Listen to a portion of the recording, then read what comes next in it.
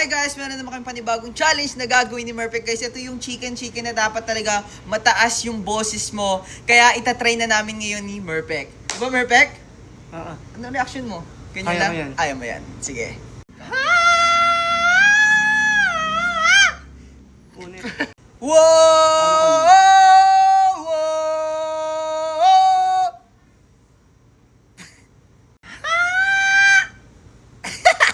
Daya mo eh.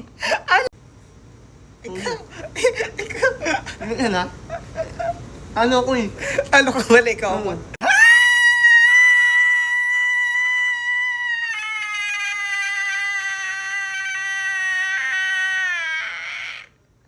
Nakakaya yung tao. Mas matagal siya guys.